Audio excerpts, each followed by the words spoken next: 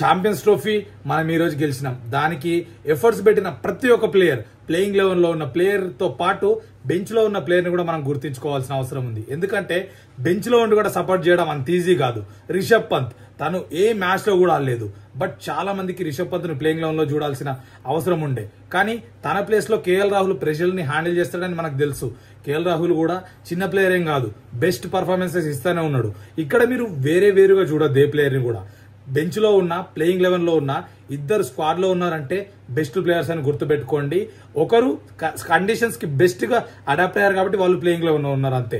అందరూ మన ప్లేయర్స్, అది గుర్తుంచుకోండి. ఇక ప్రతి ప్లేయర్ గురించి మనం గుర్తు చేసుకోవాలా. రోహిత్ శర్మ ముందుండి లీడ్ చేసిండు. విరాట్ కోహ్లీ, శుభ్మన్ గిల్ ఎన్నో బెస్ట్ పర్ఫార్మెన్సెస్ ఇచ్చారు. నంబర్ 4 లో అసలు శ్రేయస్ అయ్యర్ ని తీసుకోవాలా వద్దా అనే డౌట్ ఉండే. అలాంటి ప్లేయర్ మిడిల్ ఆర్డర్ లో అడ్డుకట్టగా నిలబడి నేనే రక్షకుడిని ప్రూవ్ చేసిండు. ప్రతి మ్యాచ్ లో లిటరల్లీ చెప్పాలంటే ఫ్యూచర్ లో ఇంకా బెస్ట్ గా ప్రూవ్ కాబోతుండు, ఇది గుర్తుపెట్టుకోండి. ఇక ఆ తర్వాత వచ్చిన హార్దిక్ పాండ్యా అంటారా, with the ball, with the bat, ఎవరు అవుట్ అయినా సరే నేను వచ్చినప్పుడు హిట్టింగ్ చేస్తా, బౌండరీస్ క్లియర్ చేసి మీకు రిలీఫ్ నిస్తా అన్న లెవెల్లో ఆడిండు. ఇక అక్షర్ పటేల్ గురించి ఏం చెప్తారు, ఎప్పుడు ఒక అన్రికగ్నైజ్డ్ ప్లేయర్ గానే ఉండిపోతాడు. ఈ మ్యాచ్ కూడా మీరు పెద్దగా గుర్తించలేదేమో, బట్ తను ఆడిన ఒక క్రూషియల్ నాక్ చాలా చాలా ఇంపార్టెంట్, అది గుర్తుపెట్టుకోండి.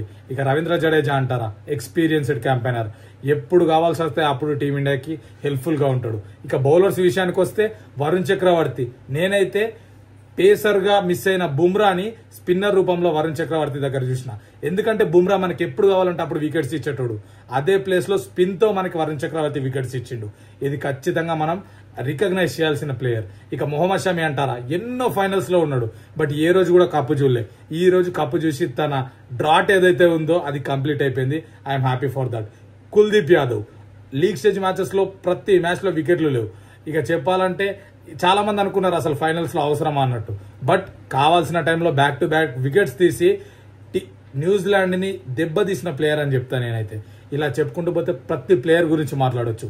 టీంలో ఉన్న 11 players, management, coach Gautam Gambhir and bench లో ఉన్న ప్రతి ప్లేయర్ ని కూడా నేను అప్రిషియేట్ చేస్తున్నా. And we always win or lose, మేము ఎప్పుడు సపోర్ట్ చేస్తూనే ఉన్నాం టీమిండియాకి. అండ్ స్పెషల్ గా మనకు మొన్నే T20 వరల్డ్ కప్ ఇచ్చారు, మళ్ళీ ఇప్పుడు ఛాంపియన్స్ ట్రోఫీ ఇచ్చారు. We are very grateful to team India and win or lose we always supports you. And Rohit Sharma ముందుండి లీడ్ చేసి బ్యాక్ టు బ్యాక్ 2 కప్స్ ఇచ్చినావు. అండ్ టీం అందరి ఎఫర్ట్స్ ఉన్నాయి. I'm very happy. మీ ఒపీనియన్ ఏంటనేది కామెంట్ చేయండి. And best analysis, updates, everything cricket లో తెలుగులో బెస్ట్ ఇన్ఫర్మేషన్ కోసం కంటెంట్ నచ్చితేనే ఛానల్ ని సబ్స్క్రైబ్ చేసుకోండి. Thanks for watching the video. Thank you.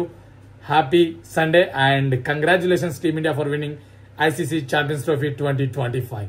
గగనం స్టైల్.